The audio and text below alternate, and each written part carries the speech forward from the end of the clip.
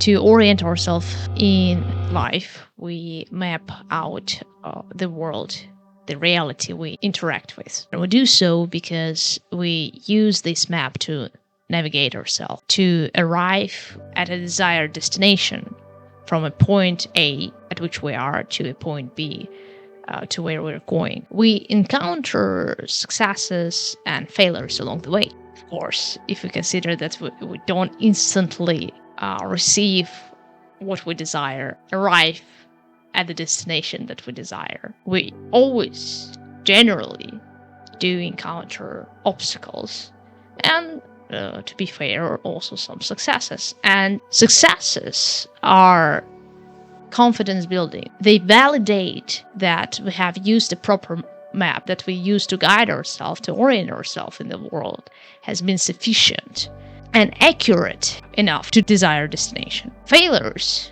they do the opposite. They signal that our map that we use to orient ourselves has been insufficient. We have been ignorant, we missed something, and so we failed. And failures, therefore, by contrast, they are stressful to us.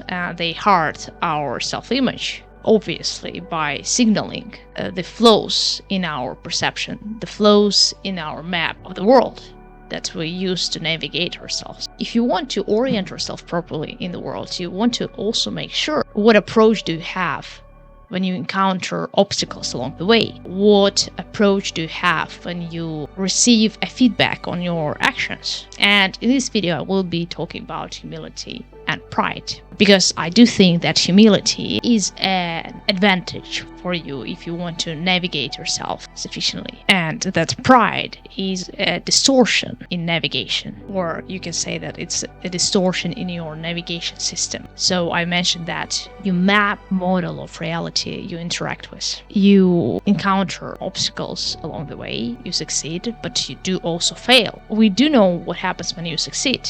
You have achieved what you desired, have arrived at desired destination, you're great, your self-image is validated, your map and knowledge is validated. But what happens when you didn't get what you wanted, you didn't get where you desired? What do you do then? Well, self-image is a threat, and there you can take different approaches. That's where humility and pride becomes significant. Now, humility, unlike as sometimes understood, is not a self-diminishing act. It's not a servility. It doesn't mean I'm nothing. Humility is acceptance and honesty about your fallibility and the acknowledgement that your errors, your lack in understanding, has a way to be updated and progressed. So humility changes your orientation in several concrete ways. When you are honest about your fallibility, you are open to notice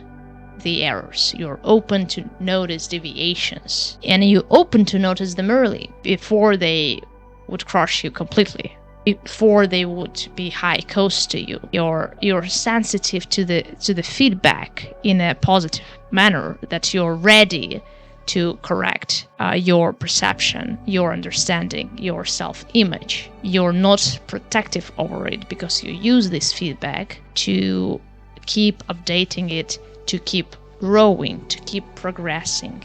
You use the feedback, you use any contradiction to your current perceptions that you encounter, you use them to upgrade your perception, not as the threat to you. You use it as a information for your progress, because you're open to correction and because you want to progress, because you acknowledge your fallibility, because you acknowledge that there is somewhere for you to progress, instead of taking the place of the absolute and thinking that there's nothing that could be added up to your perception. And so you don't have to protect your image from being wrong. You're actually quick in doing so because you want to be right. You want to get things correctly, so you're quick to notice errors.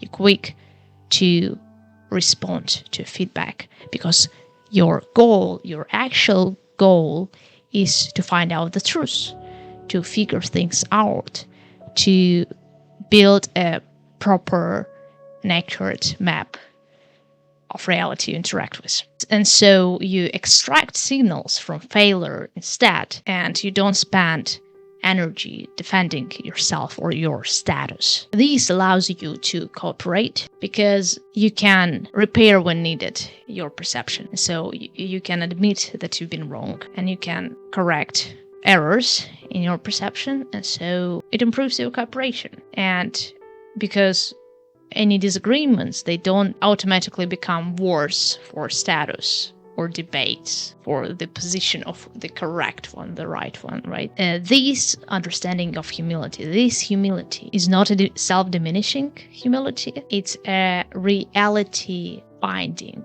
humility. It is humility with an openness to feedback and honesty and admission of the limitation. Let's talk about pride. Now, pride is the opposite of humility because it is an elevated self-image above search. It's the choice for elevation of self-image above the need to adapt to reality or build an accurate representation of reality. It's refusal to correct yourself. Along the way to your desired destination, you encounter failures, you mistake, as you are not perfect, as you are fallible, and you're limited. And the same feedback, the feedback on your failures signals to you your limitation, lack of understanding, your lack of capacity, your lack of confidence. So damaging to your self-image similarly, but this is another approach. So the approach from pride is to view the feedback as humiliation to the status, to see the feedback as a threat to yourself, not to seek the feedback and be quick to correct, but to view it as an attack and as an attempt to undermine your status. So feedback becomes humiliation, and humiliation must be prevented. And this yields predictable navigation problems because you select goals that